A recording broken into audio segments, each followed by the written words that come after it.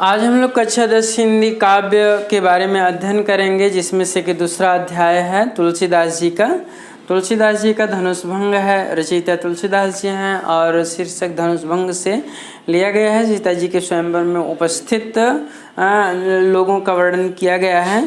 तो इसमें हमने आप लोगों को जो है 7वां दोहा बता दिया है कि राम बिलो के लोग सब चित्र लिखे से देखे। जैसे जब स्वयंवर में सीता जी के स्वयंवर में धनुष तोड़ने के लिए जब प्रस्तुत होते हैं तो राम बिलो के लोग सब भगवान रामचंद्र जी सभा में बैठे हुए समस्त लोगों को देखते हैं और सब चित्र लिखे से देख सब लोग उन्हें एकदम चित्र की तरह, एकदम मूर्ति की तरह बने हुए एक आसन में बैठे हुए दिखाई देते हैं। चितई सिय कृपायतन, तब कृपा के सागर प्रभु रामचंद्र जी सीता जी की तरफ चितवन करते हैं, निगाहें डालते हैं और जान विकल विषेक और उनकी व्याकुलता को, उनके दुख को समझ जाते हैं, मन ही मन उनके दुख को समझ जाते हैं। फिर आगे चौपाई में कहते हैं तुलसीदास जी कि देखि विपुल विकल वैदेही निमिष विहात कलप समदेही त्रिसित बारी बिनु जो तनु त्यागा मुए करई का सुधा तड़ागा का वर्षा सब कृषि सुखाने समय चूक पुनि का पछिताने अस जिय जान जान की देखी प्रभु पुल के लखी प्रीति विसेखी गुरु ही प्रणाम मन ही मन किन्हा अति लाघव उठाई धनुलिन्हा दम केऊँ दामिनी जिमि जब लेऊँ पुनि नभ धनु मंडल सम भयहूँ लेत चढ़ावत खैंचत गाढ़े काहू न लखा देख सब ठाढ़े तेहि छन राम मध्य धनु तोरा भरे भुवन धुनि घोर कठोरा। कहते हैं देखी विपुल विकल वैदेही, वैदेही मतलब तपस्विनी सीता जी के अत्यधिक व्याकुलता को देख करके प्रभु रामचंद्र जी सीता जी के अत्यधिक व्याकुलता को देख करके निमिष विहात कलम सपदेही, निमिष विहात कलप समदेही, उन्हें एक अपना एक एक क्षण उन्हें एक एक युगों के समान जो है प्रतीत हो रहा था। त्रिसित बारी बिनु जो तनु त्यागा, जिस तरह से त्रिसित बारी मतलब जिस तरह से मनुष्य प्यासा, जल से प्यासा व्यक्ति जल के बिना तनु त्यागा, तन का मतलब अपने शरीर को त्याग देता है।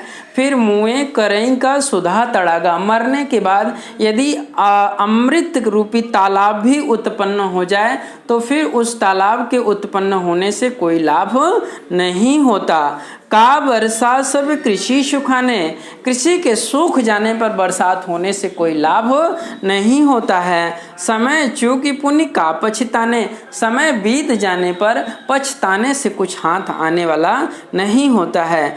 अस जिय जानी जानकी देखी, ऐसा अपने मन में विचार करके प्रभु रामचंद्र जी ऐसा अपने मन में विचार करके जानकी देखी, जानकी जी के तरफ देखते हैं। प्रभु पुल के लखी प्रीति विसेखी, सीता जी के मन में उत्पन्न अंतःकरण में उत्पन्न प्रेम को जान करके एकदम उनका शरीर जो है प्रभु पुल के लखी प्रीति, उनके प्रेम को देखकर एकदम पुलकित हो जाते हैं। अस जिय गुरु ही प्रणाम मन ही मन किन्ना, और ऐसा जान करके मन ही मन अपने गुरु जी को क्या करते हैं, प्रणाम करते हैं। गुरु ही प्रणाम मन ही मन किन्ना अति लाघव उठाई धनु लिन्ना, अत्यंत कम समय में, क्षणिक समय में और उठाई धनु लिन्ना, धनुष को क्या करते हैं, उठा लेते हैं। दम क्यों दामिनी जिमी जब लेऊं, जब प्रभु रामचंद्र जी अपने हाथों में धनुष को धारण करते हैं तो आकाश में दम क्यों दामिनी, दामिनी का मतलब बिजली चमकने लगती है, घनघोर बिजली चमकने लगती हैं और पुनि नभ धनु मंडल समभयों, और पूरा आकाश जो है एकदम धनुष के आकार का दिखाई देने लगता है। पुनि नभ धनुमंडल, पुनि नभ, पुनि मिस दोबारा, नभ का मतलब आकाश, धनुमंडल धनुष के आकार का दिखाई देने लगता है। लेत चढ़ावत खैंचत गाढ़े, प्रभु को धनुष को लेते हुए और फिर उस धनुष पर प्रत्यंचा चढ़ाते हुए और फिर उस डोरी को खींचते हुए कोई काहुन लखा देख सब ठाढ़े, सब लोग खड़े थे लेकिन कोई इतनी स्फूर्ति से वे धनुष को अपनी हाथों में लेते हैं,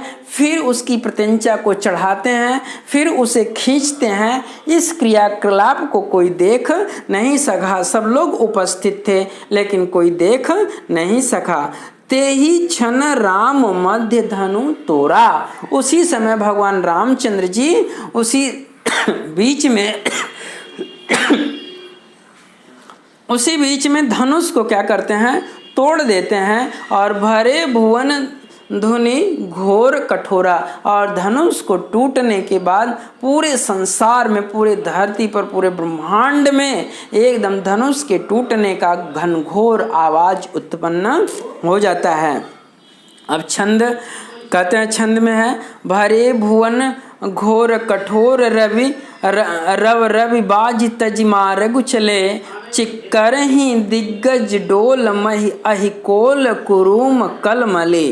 कहते हैं भरे भुवन घोर कठोर जब धनुष टूटता है तो पूरे ब्रह्मांड में इतना घोर गर्जना होता है, इतना कठोर आवाज उत्पन्न हो जाता है, शब्द उत्पन्न होता है कि रविवाजी तजी मार्ग चले। रविवाजी भगवान जो है सूर्य के जो 7 घोड़े हैं अपने रास्ते से विचलित होकर के अन्यत्र रास्ते पर तजी मार्ग, अपने रास्ते को तज करके छोड़ करके दूसरे रास्ते पर चलना प्रारंभ कर देते हैं। चिक्कर ही दिग्गज, जितने भी दिग्गज हैं, हाथी हैं, वो चिघाड़ मारने लगते हैं। डोल मही अही कोल कुरुम कलमले, जितने भी जो है धरती के अंदर बिल में रहने वाले जीव जंतु, सर्प, कछुआ हैं, सब के एकदम रोंगटे खड़े हो जाते हैं और सब कनमना करके उठ जाते हैं।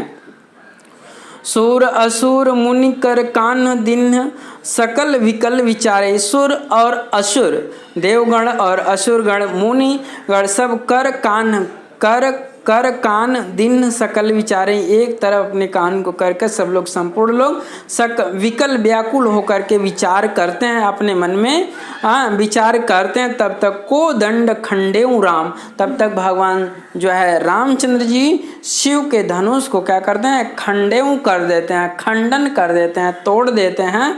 और तुलसी जयति वचन उचारे, राम तुलसी जयति वचन उच्चारे तुलसीदास जी करते हैं और सब लोग भगवान राम की जयकारा करने लगते हैं, जय जयकार करने लगते हैं।